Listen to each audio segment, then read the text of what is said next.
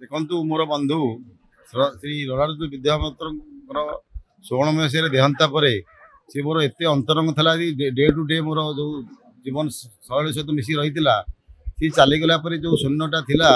प्रति वर्ष तार शारद दिवस हो जन्म दिवस पालन कर समाज सेवा उद्देश्य जो उत्सवटा मुझे पालन करुँच सारा ओडिशा रे जते युव छात्र और तार जते प्रेमी अच्छा से दिन मन पकेबे तार मार्ग में आगू आगे परिचेषा करुँची तेणु आज ये दिवस आम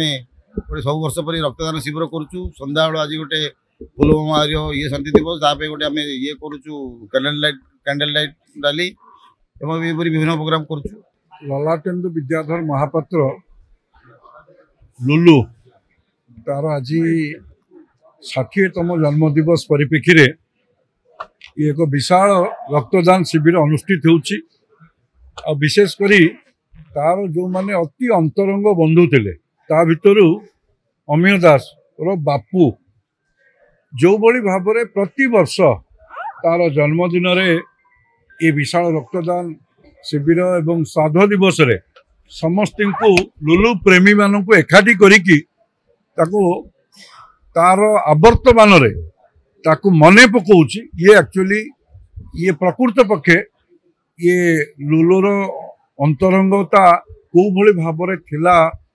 बापूदास को सहित ये प्रतीयमान होची आ विशेष करी सारा ओडिशार 2 दशंधि प्रायतः 2 दशंधि धरी युवक मानक संगठित करवा तांकू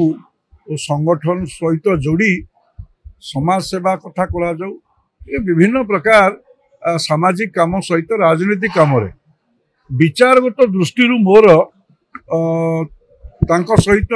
मतभेद थाई पारे किंतु मते आज स्वीकार करने मु